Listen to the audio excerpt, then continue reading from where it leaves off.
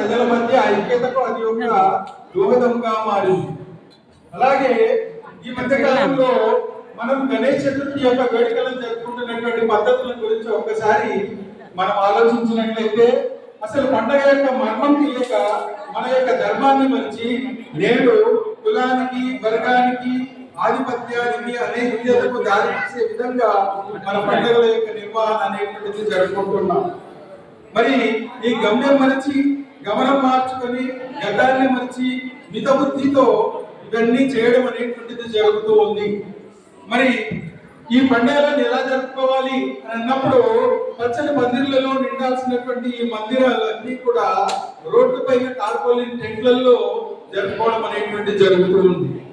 మరి ఇక్కడ భక్తి భజనలతోటి పాటలతోటి దేవతల యొక్క శ్లోకాలతోటి అర్చన చేయవలసినటువంటి అన్ని అంశాలు మర్చిపోయి డీజే గీతాలతోటి లేకపోతే ఇక రకరకాలైనటువంటి వికృత పాశ్చాత్య సంగీతాలతోటి గురువుతలూరించేటువంటి విధంగా మనం జరుపుకోవడం అనేటువంటిది చూస్తూ ఉన్నాం.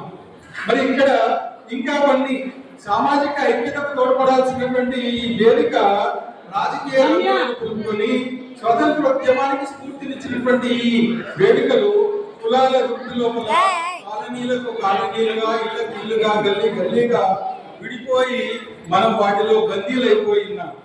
కనుక మనం ఇంట్లో జరుపుకోవాల్సినటువంటి పూజలను మన పెద్దలు సామాజిక వేడుకగా జరుపుకోవాలని పిలుపునిస్తే ఆ సామాజిక వేడుకలను మనం ఇంటికి తిరోగమనం చేయించినటువంటి వారసులుగా అవుతూ ఉన్నాం.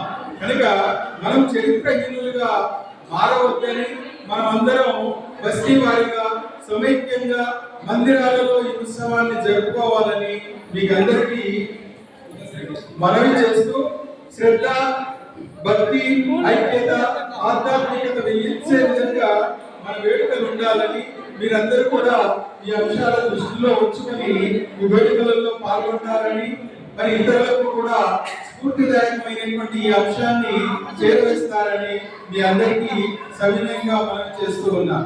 దీంట్లో ఎవరైనా ఏదైనా చిన్న ఇబ్బందిగా అనిపిస్తే అన్యదా భావించకండి.